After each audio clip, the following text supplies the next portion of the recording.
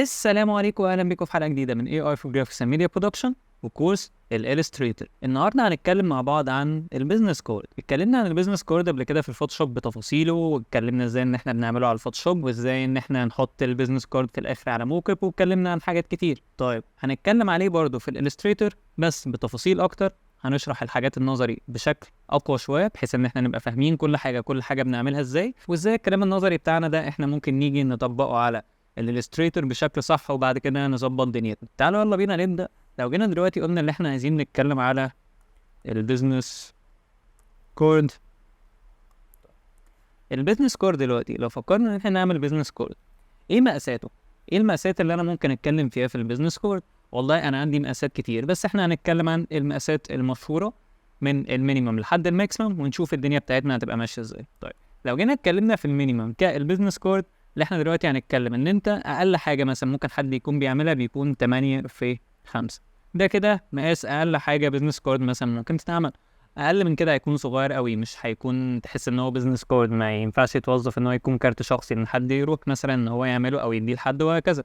طيب ممكن نوصل لفين؟ لو جينا اتكلمنا عن الماكسيمم، الماكسيمم بتاعنا ممكن نوصل ل9 في 5 ونص. 9 في 5 ونص.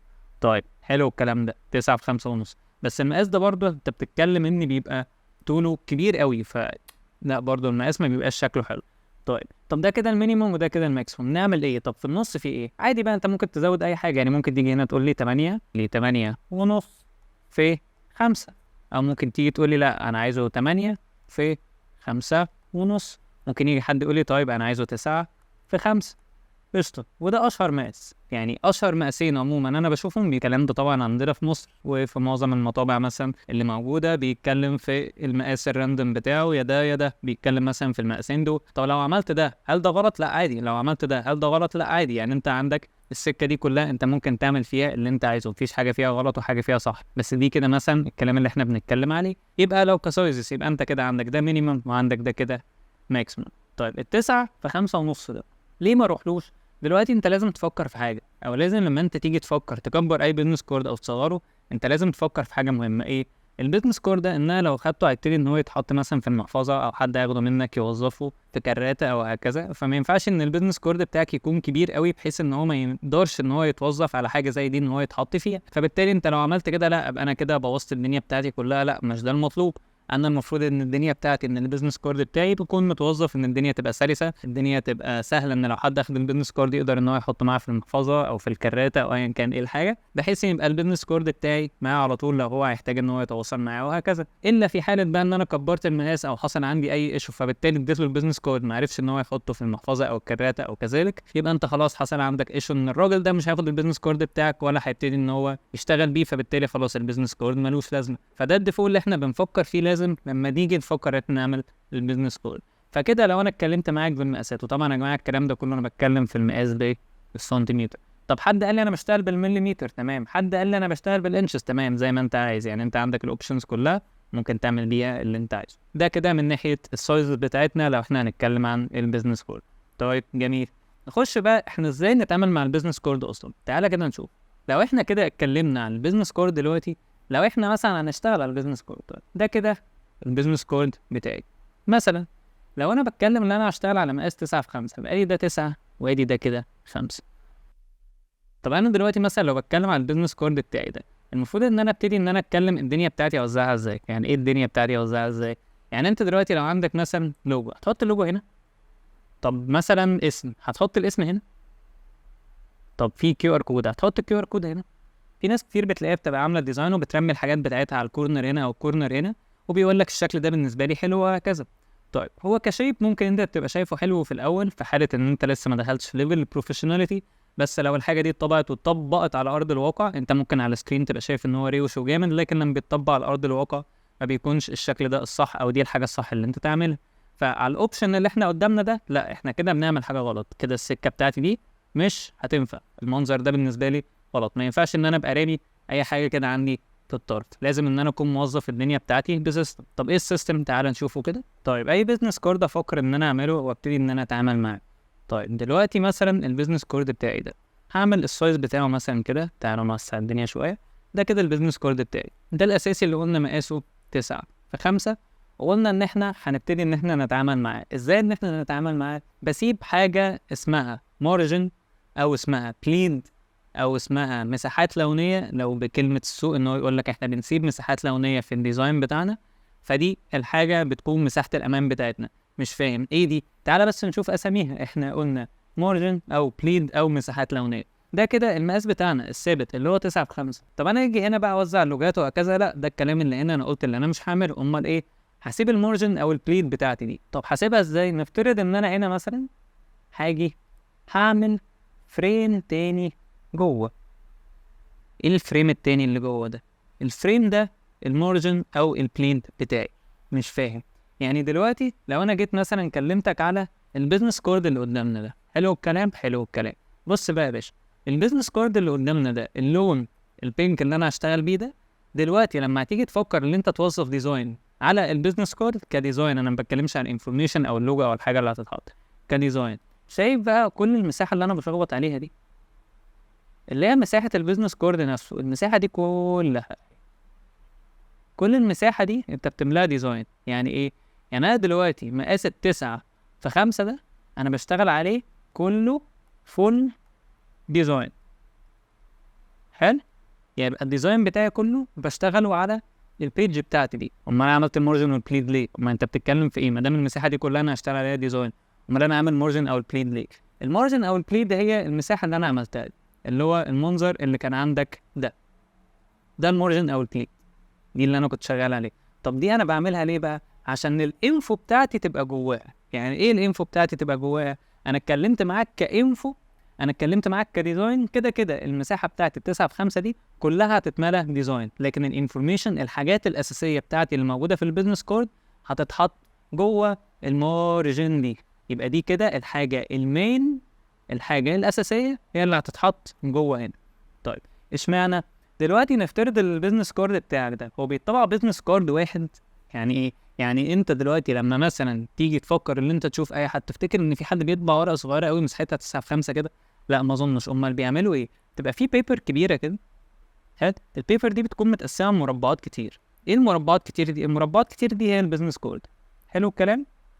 لما بيجي حد بقى بيطبع البيزنس كارد دي، بعد كده بيبتدي ان هو الورقه دي بتتقص، فيطلع هنا بيزنس كارد 1، هنا 2، هنا 3، هنا 4. يعني البيبر دي لما بتيجي تتقص على اساسها بيبتدي يطلع بيزنس كارد التاني، التالت، الرابع. طب بتتقص ازاي؟ بيجي الراجل بقى اللي بيقص البيزنس كارد ده بعد ما بيتطبع بيبقى عنده علامات هنا، علامه هنا مثلا، وعلامه هنا، وعلامه هنا، وعلامه هنا. العلامه دي هي الجايدز اللي هو بيمشي عليها، بحيث ان هو يبقى عارف ان انا هقص على الحاجات دي وابتدي ان انا اطلع كل بيزنس كارد لوحده.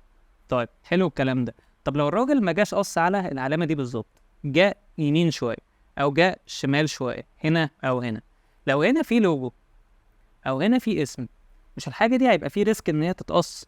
يعني هو لو نزل باللاين ده كده اسمه اتقص، ولو جه نزل باللوجو ده كده اللوجو ده اتقص. فانت تخيل يبقى انت عندك البيزنس كور ده لو اللوجو طار نصه كده، يبقى انت ده بالنسبه لك ولا ليه اي 60 لازمه.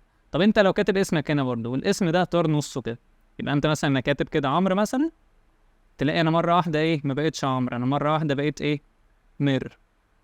هل انا كده ليه لازمه؟ لا ملوش لازمه. ليه؟ خلاص انا اسمي طلع بويس، فالبيزنس كارد بتاعي ده كده هيترمى في الزباله. فلا، يبقى انا ما ينفعش ان انا اعمل السيستم ده بتاعي كله. فعشان كده بنسيب المارجن دي. فيما معناه تعالوا بقى كده نشيل كل ده ونشتغل على نظافه. يبقى انا دلوقتي لو انا عندي المنظر ده اتفقنا خلاص اللي انا مش هينفع ان انا اعمل اي حاجه لان دي ممكن تتقص هنا. فانا بعمل المارجن اللي هي لونها احمر دي، اللي هي البليد او المارجن ايا كان، بس هي في الالستريتور اسمها بليد. دي اللي انا ببتدي ان انا بعملها بحيث ان هي بتبقى مأمناني كل اللي بره ده هيتملى ديزاين. امال ايه اللي هيبتدي بقى يتحط فيه الانفورميشن؟ هنا جوه الفريم ده اجي هنا احط السيركل بقى بتاعتي اللي هي مثلا اللوجو، وهنا مثلا اسم الشركه، وهتحط الاسم بتاعك، وهتيجي هنا مثلا تحط الكيو ار كود بتاعك، وهتبتدي ان الدنيا بتاعتك تبقى متوزعه. فانا كل حاجه عندي هنا جوه المارجن دي، والانفو بتاعتي بقى هنا بالايكونز بكل حاجه انت هتبتدي ان انت توظفها. فلو نفترض ان ده كده الكارت بتاعنا، والراجل دلوقتي المفروض ان هو هيبتدي ان هو يقص من الكارت ده. لو جه الراجل مثلا وهو بيقص في الكارت ده جه قص من هنا شويه، في مشكله؟ لا، انا كده كده الحاجه بتاعتي امان جوه. طب قص من هنا شويه غصب عنه، طب جه هنا غصب عنه. خلي بالك انا كل ده بتكلم في سيستم ان هو غصب عنه غلط في حاجه. انت كده كده البيزنس كارد من حقك ان هو يطلع مقاسه 9 في 5، ده كده الصح بتاعك، ده من حقك ان هو يطلع بيه. بس في حاله ان هو حصل ايشو دلوقتي وان الكارت ده ما طلعش مظبوط وانت عامل ده، هيجي يقول لك لا سوري الغلط من عندك انت، ليه انت مش سايب لي بليد. فانا ببص الدنيا باظت مني، فوقتها انت مش هتعرف تتكلم معاه ان هو غلطان في حاجه. لكن لما انت تيجي تبقى انت عامل البليدز بتاعتك او المارجن بتاعتك ومدخل انفورميشن جوه ومظبط دنيتك كلها، يبقى انت كده عندك سيستم الامان الكامل بتاعك ان انت خلاص لا انا ليا حق، انت اللي غلطان، انت اللي قصيت غلط، وانا كمان مديك البليد او المارجنز او المساحات اللونيه بتاعتي، فبالتالي لا انت الغلط من عندك، انت اللي قصيت من هنا. المفروض ان البيزنس كورد بتاعي يطلع لي زي ما هو كده، وباللي بره ده يبقى موجود. لكن لو انت هنا مثلا حاطط كولر والكولر ده اتقص، مش مشكله تقص منه حته او هنا او هنا او هنا وهكذا. طيب حلو الكلام ده، اجي اعمل ايه انا بقى دلوقتي؟ المارجنز اللي احنا عاملينها دي او البليد او ايا كان اللي قلنا مسماها ايه دي، مقاسها كام؟ انت دلوقتي عندك البيزنس كورد مثلا بتاعك 9 في 5، ممكن مثلا اسيب كام؟ لو جينا مثلا اتكلمنا في رينج، فلو اتكلمت معاك في مينيمم، فاحنا ممكن نتكلم ان المينيمم بتاعك ده اللي انت تسيب في كل جنب 0.25، تسيب ربع سنتي في كل جنب من الجناب ده. يعني ادي جنب ده كده 0.25، هنا 0.25، هنا 0.25، هنا 0.25. يبقى انا كده كتوتل الجنبين ان الويتس بتاعي كده كتوتل هبقى سايب نص، والهايت بتاعي هبقى سايب نص. ده كده كتوتل ربع وربع ادي نص، وربع وربع ادي كده نص. ده كده سكه. السكه التانيه اللي يجي يقول لك لا بص بقى، احنا ده كده المينيمم، الماكسيمم بتاعي ان انا اسيب في كل جنب فيهم نص. يعني ايه الكلام ده؟ تعالى كده نعملها بلون تاني، نعملها باللون الازرق. يعني ايه بقى الكلام ده؟ ان انا دلوقتي حاجه هنا اسيب هنا وهنا نص، والجنب ده اسيب برضو نص، طب الجزء اللي تحت اسيب برضو. يبقى انا دلوقتي عندي هنا المارجن نص. فلو جيت اتكلمت معاك في الويتس، فانا كده الويتس توتال سايب سنتي، والهايت توتال سايب سنتي برضو. حلو الكلام، انا كده سايب توتال سنتي هنا وهنا او نص ونص. يبقى دي كده اقل حاجه ودي كده اكتر حاجه. طيب ليه ما سيبش اكتر من كده؟ انت اصلا البيزنس كورد بتاعك 9 في 5، فانا كده لما هاجي اتكلم الحته اللي جوه دي، الحته اللي جوه دي مثلا هشتغل على 8 في 4، ده كده في حاله ان انا سبت نص سنتي. طب لو انا البيزنس كورد اصلا بتاعي 8 في 5، فانا كده بقى هاجي هنا ايه، هشتغل على كام؟ هيبقى 7 في 4 وهكذا. فمش هينفع تقل عن كده، هيكون مساحته صغيره قوي فما ينفعش. فعشان كده انا بتكلم معاك في حته لا، اللي انت لازم تبقى انت واخد بالك مراعاه المقاسات، بس ما تقلش عن الربع، بحيث ان هو هتبقى الدنيا بتاعته لذيذه، وما تزيدش عن النص، لان انت حتى لو زدت عن النص هتلاقي ان الموضوع بالنسبه لك كشكل يبقى اوفر. طيب تعالوا نمسح كل ده ونبتدي ان احنا بقى نبلد ونشوف الموضوع ده على نظافه هيكون شكله عامل ازاي. يبقى احنا كده دلوقتي لو اتكلمنا عن البيزنس كورد، يبقى انا خلاص قررت ان البيزنس كورد بتاعي هيبقى 9 في 5. خلاص يبقى انا قررت 9 في 5، قلت خلاص يلا بينا، يبقى انا هبتدي ان انا اعمل البيزنس كورد بتاعي اللي هو مقاسه 9 في 5. طيب بعد كده حاجه اعمل ايه؟ لازم اعمل حاجه المهمه اللي هي المارجن او البليد. خلاص ادي كده البلين بتاعتي لو على مسمى الالستريتور، ده كده المنظر بتاعي، دي كده البليد. عملتها كام؟ عملتها نص سنتي. فانا كده البليد بتاعتي دي كده بعد ما انا خلصت الجزء اللي جوه اللي انا شغال عليه ده، انا شغال عليه اللي هو 8 في 4. ليه؟ لان انا شلت من كل جنب فيهم نص، ففضل عندي 8 في 4. طيب الديزاين بتاعي انت هتبتديه من بره خالص، ده هيكون الديزاين بتاعك. واخد الكارت كله هيتفل بديزاين ايا كان الديزاين بتاعك انت هيبقى ماشي عامل ازاي كديزاين. انفو، يبقى احنا خلاص اخر كلام الانفورميشن بتاعتي جوه. يلا ارسم اللوجو بتاعك، اسم الشركة، اسمك، وظيفتك، الانفو بتاعتك، الكيو ار كود بتاعك. تمام. حصل اي ايشو يبقى انا كده الانفو بتاعتي جوه، فانا كده الدنيا بتاعتي صح. يبقى دي كده الحالة اللي احنا هنبتدي نتعامل معاها. طيب دي كده اول خطوة، اللي انت تبقى فهمت النظري وعرفت فكرة المقاسات وازاي ان انت ممكن تتعامل مع السيستم ده بالنسبة للبيزنس كود. انا بقى حتة البليد او المارجن او السكة دي كلها هعملها جوه الالستريتور ازاي؟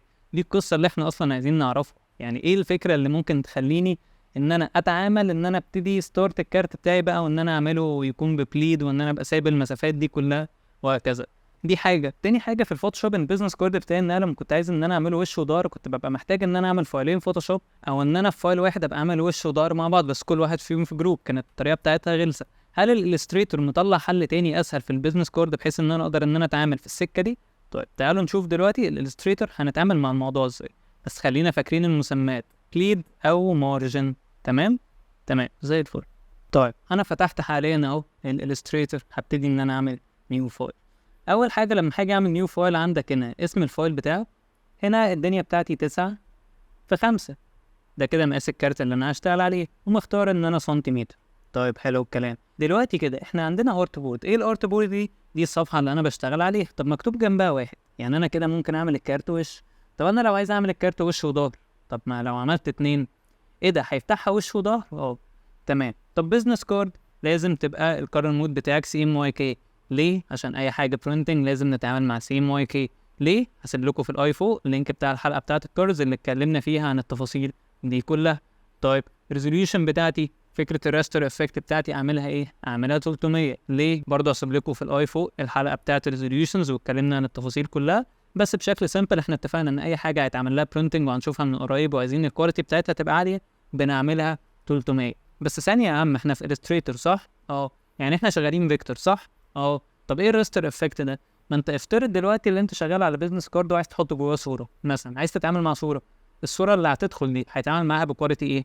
صح، حلو الكلام ده. يبقى انا دلوقتي لو ادخل صور في الديزاين بتاعي لازم اراعي الدنيا بتاعتي في الريزوليوشن بحيث ان الصوره تخش بالكواليتي اللي هتكون مريحاني وتمام. ايوه بالظبط، هي دي الفكره كلها. طب احنا فوتنا حاجه، بليد. ايه ده؟ مش ده المسمى اللي احنا كنا لسه بنقوله من شويه؟ طب ايه البليد بقى ده يا عم؟ ما دي السبيسز بتاعتي. بس خلي بالك بقى، انت لو هتعمل البليد لازم تنقص من فوق. يعني ايه؟ يعني انا لو عملت كرييت كده البيج بتاعتي دي مقاسها 9 في 5، بس انا لسه ما سبتش السبيسز الزياده بتاعتي. طب تعالى ندوس كنترول ان كده بحيث ان احنا نعمل بيج تاني. لو انا بقى عايز اسيب البليد، ونفترض ان انا عايز اسيب البليد بتاعتي دي نص في كل جنب، خلاص هتخلي دي 8 في 4. ليه 8 في 4؟ عشان نشوف هنتعامل على انهي اساس دلوقتي. مش فاهم يعني. ادي كده 8 في 4. حلو الكلام، حلو الكلام.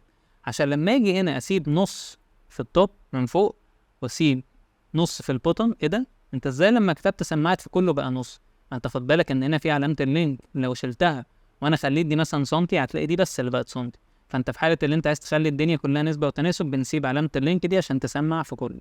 لما اسيب نص فوق ونص تحت يبقى انا كده سايب سنتي عموما في الطول، يبقى دي كده هتبقى 5. ولما اسيب نص شمال ونص يمين فانا كده ابقى سايب توتال في العرض سنتي، فسنتي بلس 8 يبقى كده 9. فده كده المقاس هيطلع معايا 9 في 5. فحاجه دوس كرييت هيطلع المنظر ده معايا. بس معلش يعني انا في البيج اللي فاتت دي كان مقاسها 9 في 5، ودي برضه 9 في 5. بس ايه الفرق بقى؟ هنا ال9 في 5 بتتقاس من اول البيج البيضاء، لكن هنا ال9 في 5 بتتقاس من اول الفريم الاحمر ده. مش فاهم معلش. يعني انا دلوقتي لو جايب مثلا شيب والشيب ده لونه اسود مثلا، والمفروض ان انا هرسم باك جراوند اللي انا هشتغل عليها اللي هو البيزنس كارد بتاعي كتوته، هترسمه من اول الاحمر لحد الاحمر التاني. ده اللي انت هتبتدي ان انت تشتغل عليه. يعني انا دلوقتي هشتغل الكارت بتاعي من الاول الاحمر ده. ايوه. طب الانفورميشن المهمه بتاعتي احطها فين؟ هتحطها يا باشا في الفريم ده. ايه الفريم ده؟ الفريم ده اللي هي البيج البيضاء اللي تحت. يعني انا فهمتك. يعني انت كده بتتكلم ان الحاجه المهمه الاساسيه اللي هو اللوجو مثلا بتاعي، لو انا فكرت ان انا ارسم سيركل على اساس ان ده لوجو يعني، وجيت مثلا حطيت اللوجو بتاعي هنا مثلا، وهنا مثلا في QR كود، فانا الQR كود بتاعي مثلا موظفه هنا وفكرت ان انا احطه هنا. وبعد كده بقى لو في اسم بقى الشركه والبوزيشنز والحاجات دي كلها، ادي كده اسم الشركه وتحتيها مثلا اسمي والبوزيشن بتاعي. وبعد كده بقى قلت ان انا احط الانفو مثلا بتاعتي هنا. انا الكارت بتاعي بيتحسب من اول فين؟ من اول البيج الحمراء بتاعتي دي اللي هي من بدايه اللاين الاحمر اللي بره ده البيزنس كارد بتاعي. فهيتطبع من اول الحته دي. لكن الحاجات المهمه جوه الفريم ده ان هو حتى لو قص كل ده او كل ده، بص انا سايب له مساحه كبيره ازاي، حتى لو قصاه انا ستيل في الامان. طب لو ما قصاش ستيل انا سايب مساحات في الجناب كلها مخليه شكل البيزنس كارد بتاعي حلو. طيب دي طريقه البليد. هل في طريقه تانية؟ في طريقه انا بشتغل بيها، انا بحبها، لان انا ما بحبش طريقه البليد. ما برتاحش بعيني. انا بحب ان انا اشتغل على بيج بيضه كامله، المنظر ده ما بيبقاش مريحني. والبليت دي فيها مشكله واحده بس. ايه المشكله؟ لو انت فكرت ان انت تعمل اكسبورت للحاجه دي كJPG ان انت تطلعها في الاخر كصوره، بص كده لما بتيجي في الاكسبورتيشن، لما باجي مثلا بعمل اكسبورت فور سكرينز اللي هي الشورت كات بتاعها كنترول الت اي، او اللي حضرتك بتيجي مثلا من فايل وبتبتدي ان انت تروح على اكسبورت وتختار اكسبورت فور سكرينز، يطلع لك المنظر ده. دلوقتي انا مثلا اخترت ارت بورد واحد اللي انا هطلعها. في هنا اوبشن اسمه انكلود البليت. اوبشن انكلود البليد ده انا لو مش مختاره هيحصل معايا مشكله. ايه المشكله اللي هتحصل؟ انا دلوقتي ان البيزنس كارد بتاعي ده المفروض ان هو بادئ من بره، صح؟ اه. لو انا مش مختار اوبشن انكلود البليد هيكسبورت لي الكارت من بدايه هنا. فلو انا شغال اصلا على 9/5 هيطلع لي الكارت بتاعي 8/4، هيطلع لي المساحه اللي جوه بس. دي مشكله، فالمقاس بتاعي هيطلع غلط، وفي نفس الوقت مش هيبقى عندي مارجنز ولا بليد ولا اي مساحات لونيه. فلو انا سرحت وما رجعتش على الاكسبورتيشن وخدت الكارت ووديته برينتنج يبقى هتحصل مشكله كبيره. فهنا ببقى محتاج ان انا لازم ابقى متاكد ان انا دايس انكلود البليد بحيث ان هو يكسبورت معايا الجزء الزياده ده. فدي مثلا تريكه ببقى انا خايف ان لو حد شغال ممكن يقع فيها ما ياخدش باله. فما بحبش حته الاكسبورتيشن بالبليد او الشغل بالبليد وهكذا، عشان حته ان انا عيني ما بتبقاش مرتاحه، والحته بتاعه الانكلودد بليد انت حاببها وحابب تشتغل بيها ما عنديش فيها مشكله خالص. انا قلت لك بس على الاوبشن بتاع الانكلودد بليد وازاي ان انت تتعامل معاها. كده كده الطريقه دي صح، الالستريتور هو اللي منزلها، بس انا في طريقه تانية بتريحني بحب ان انا اشتغل عليها. ايه هي؟ تعالى دوس كانسل كده، وهروح للبيج بتاعتي اللي هي عاديه خالص اللي هي البيضه. بس هاجي اخد الريكتانجل بتاعي وادوس اقول له انا عايز ارسم شيب مقاسه 8/4، وادوس اوكي. واجي الشكل بتاعي ده هعمل له الاين في نص الارت بورد بتاعتي. حلو الكلام ده. بس ايه ده؟ ثانيه واحده، انا تقريبا فهمتك. انت حاليا كده بتعمل بليد او مارجن لنفسك؟ اه. يعني انت دلوقتي كده اللي انت بتعمله، اللي انت هتعمل دي وتحولها لستروك يا عم عمرو، وتخلي الستروك رفيع، وهتبتدي اللي انت تيجي تاخد اللوجو بتاعك، تبتدي ان انت ترسمه، وتبتدي ان انت توزع الانفو بتاعتك عادي خالص هنا. يعني انا حتى لو جيت هنا خدت كل دول كوبي، وجيت مثلا حطيتهم هنا، هتلاقيهم متوظفين على المكان بتاع البيزنس كارد عادي والمساحات مظبوطه. يعني انت هتعمل لنفسك دلوقتي مارجن لنفسك. اه. يعني انا باجي في الاخر بفتح البيج البيضاء بتاعتي وبشوف انا عايز اسيب المارجنز كام. احنا قلنا نص ونص ادي سنتي، ونص ونص ادي سنتي. بس انتوا فكرتوا صح، بس في حاجه واقعه منكم. ايه يا عم الحاجه؟ ما انا دلوقتي مثلا مش عامل باك جراوند. نفترض ان انا مثلا عامل باك جراوند اللي هي مقاسها 9/5 من اول هنا لهنا، والباك جراوند دي مثلا نفترض ان هي لونها مثلا جراي، ولا لونها اصفر، ولا تبقى لونها ايه. نفترض ان ده لونها مثلا درجه الاورنج دي وكده. وبدات ان انا اشتغل واتعاملت على هذا الاساس. لو انا نسيت الستروك ونسيت ان انا اشيله، ايه اللي هيحصل؟ هيتطبع. هل انا عايزه ان هو يتطبع؟ لا. انا دلوقتي ميزه البليد اللي كانت موجوده دي ان انا دلوقتي البليد دي شفافه ترانسبيرنت. يعني ايه؟ يعني انت بس اللي شايفها. في البرينتنج مش هيبقى فيه لاين احمر كده، واللاين اللي جوه الاسود ده لا، ده مجرد الجايد بتاع الارت بورد دي، يعني برضو مش هيبقى باين. فانت بالتالي خلاص الدنيا بتاعتك امان، انت الليله بتاعتك كلها هتطلع وشكل الكارت زي ما هو، مش هيطلع فيه اي لاينز او اي حاجه. لكن هنا لو انا سرحت ونسيت الستروك بتاعي ده هيتطبع بيه. يعني انا دلوقتي هاخد منه نسخه كده واطلع بيه بره واشيل الستروك منه. ده المفروض المنظر اللي هيطلع في البرينتنج. بس لو انت نسيت الستروك اللي بره ده هيطلع في البرينتنج. بس كده يا عم عمرو يبقى البليد احسن. هقول لك لا، انا ستيل برضه بحب اشتغل على البيضه. بس بعمل ايه في الستروك ده؟ انا بخليه ترانسبيرنت. يعني ايه انا بخليه ترانسبيرنت؟ يعني احنا مثلا في الناس اللي اخدت فوتوشوب او شافت الفيديوهات بتاعت الفوتوشوب، كان في حاجه اسمها جايدز، كنا هي اللي بنتعامل بيها ونسيب بيها السبيسز بتاعتنا في البيزنس كارد وهكذا. الجايدز دي كان بيبقى منظرها كده، هي دي. وبتبقى الجايدز دي ميزتها ان هي شفافه. يعني اللون اللبني اللي انت شايفه قدامك ده ترانسبيرنت، انت بس اللي شايفه، ما بيطلعش في سيف، ما بيطلعش في اكسبورتيشن كايمج ولا بي دي اف ولا اي حاجه. ده مجرد حاجه بتبقى ترانسبيرنت، انت بس بتشوفها عشان تبقى انت عارف رايح فين وجاي منين. طب يا عم ما انا اجيب المسطره بكنترول ار وابتدي ان انا اشد المسطره دي بقى يمين وشمال وفوق وتحت واظبط مقاساتي. هقول لك انت لو جيت ظبطت بايدك، ايدك ممكن تخمك وعينك ممكن تخمك، فنسبه ان انت يبقى ايدك ظابطه الحاجات دي كلها كسايزز بتاعتها تبتدي تتظبط. طب هيجي حد يقول لي طب احنا في الفوتوشوب كان في مارجنز وكنا بنعمل اوت لاين، والاوت لاين ده كان بيتعمل اوتوماتيك وبنكتبه بارقام. بس هنا مفيش حته الاوت لاين. طريقه الاوت لاين دي كانت فوتوشوب، والبليد دي طريقه الالستريتور. فانا هنا عشان اشتغل بحته الاوت لاين عملت حاجه احلى بكتير. امسح كل ده. واحنا اتفقنا ان اللبني ده ميزته ان هو ايه؟ شفاف. طب انا ايه رايك لو خليت الستروك ده شفاف؟ تعالى بس نطفره عشان نبقى شايفينه من بعيد كده. ده كده تخين قوي، شكله مش حلو، الدنيا بتاعتي مش تمام. بدوسة زرار هحول لك ان ده يبقى جايد ويبقى شفاف ولونه لبني، وانت بس اللي تقدر تشوفه، ما يطلعش اكسبورتيشن ولا اي حاجه. ازاي الكلام ده؟ هتقف على الستروك ده وتدوس كنترول 5 وسيب كده. ايه ده؟ ده اتحول لاوت لاين. بقى اوت لاين خلاص وبقى ترانسبيرنت كده. يعني انا لو جيت سيفت الفايل ده كايمج او فايل بي دي اف او ايا كان، ايه الدنيا هتبقى الدنيا معايا تمام. يبقى انت دلوقتي عندك طريقتين. عندك الطريقه بتاعتي ان انت تبتدي ان انت تعمل فريم وتوسطنه وتعمل المقاس اللي انت عايزه، وبعد ما تظبط دنيتك ما تسيبوش ستروك طبعا، هتمسكه زي ما احنا عملنا كده وتدوس كنترول 5 بحيث ان هو يتحول لجايد وتعيش حياتك وهو ترانسبيرنت، انت بس اللي شايفه، عمر ما يحصل معاك مشاكل وهتبقى ده اللي انت بتشتغل عليه. يا اما انت لو مرتاح لطريقه البليد هتشتغل بطريقه البليد عادي بتاعه الالستريتور، بس لازم تركز ان انت لما تيجي تعمل اوتبوت وتعمل اكسبورت للايمج تبقى مختار انكلود البليد، يبقى عندك الاوبشن ده والاوبشن ده. يبقى احنا كده النهارده شرحنا ايه هو البليد، شرحنا ايه هو المارجن. لو انت عايز تشتغل بطريقه البليد تشتغل بيها ازاي، لو عايز تشتغل بطريقه المارجن تشتغل بيها ازاي. عرفنا ايه سايزز الكروت، ازاي احنا نتعامل معاه، ليه بنسيب مسافات، عشان المسافات ايه اهميتها وايه الغلطه اللي ممكن تحصل، وفهمنا السيستم بتاعت الكروت بالظبط تبقى عامله ازاي. الحلقه الجايه ان شاء الله هنتكلم عن تفاصيل اكتر في البيزنس كارد بالنسبه بقى للوجو، وازاي نوزع الانفورميشن، وازاي ان احنا نحط الكيو ار كود، وازاي نتعامل مع البيزنس كارد بشكل كامل من الجزء النظري والجزء العملي، وهنبتدي ان احنا نطبق مع بعض ونطلع مع بعض ان شاء الله بيزنس كارد فاينل.